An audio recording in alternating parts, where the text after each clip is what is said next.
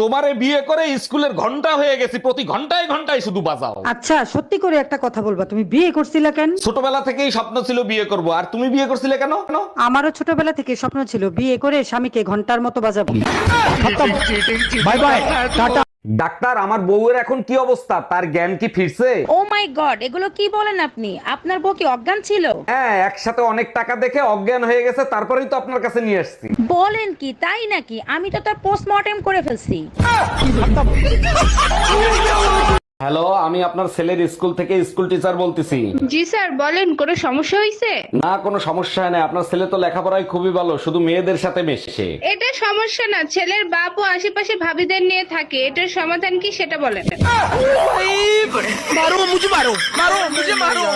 ভাবি, এবার ইলেকশনে দাঁড়াইছি, আপনার মূল্যবান ভোটটা আমাকেই দিবেন। অবশ্যই আপনাকে দিব, তার আগে বলেন আপনি আমাদের জন্য কি করবেন? আমি ওয়াদা করছি, আপনাদের সুখে দুঃখে সবসময় আপনারা আমাকে পাশে পাবেন। ভোট আপনাকেই দিব, মায়ের কসম কেটে বলেন দুর্নীতি করবেন না।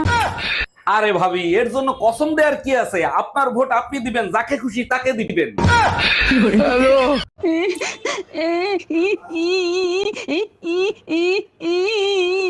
অনেক কান্না করছো, এবার থামো। মানিব্যাগে 10,000 টাকা আছে, গিয়ে ঈদের শাড়ি কিনে নিয়ে এসো। এই, তুমি না বলছো তোমার কাছে টাকা নাই? টাকা পাইলা কোথায়? 2 ব্যাগ রক্ত বিক্রি করছি, 10,000 টাকা দিছে, এবার খুশি তো? বলো কি, তুমি রক্ত বিক্রি করছো কেন? কিডনি বিক্রি করতা, আইফোন নিতাম। এই জানো, এবার কিন্তু আমাদের বিয়ের 14 বছর পার হবে। বলো কি, তাই নাকি? তাহলে এবার উপহার তুমি দিবা।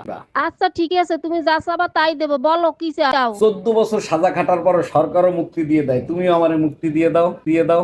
আচ্ছা ঠিক আছে, এই নাও।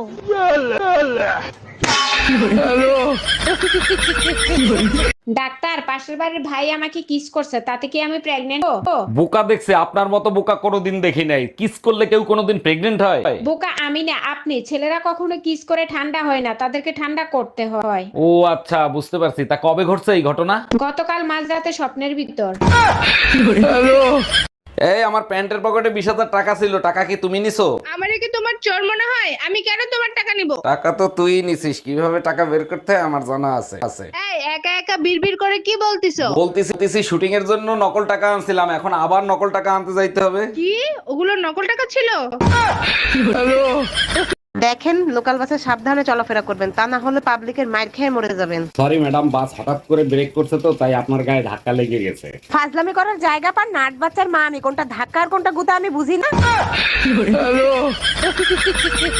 আরে ডাক্তার, ইউটিউব দেখে দেখে আমার বউর সাথে আপনি কি করতেছেন? কিডনির অপারেশন কোন জায়গায় করব সেই জায়গায় দাগ দিচ্ছি। কিন্তু আমার বউর তো কিডনির সমস্যা না, পায়ে ব্যথা পাইছে। সমস্যা নাই, কিডনি অপারেশনের ভিডিও ডাউনলোড হয়ে গেছে, তো এটা করে তারপরে পাও দেখতেছি।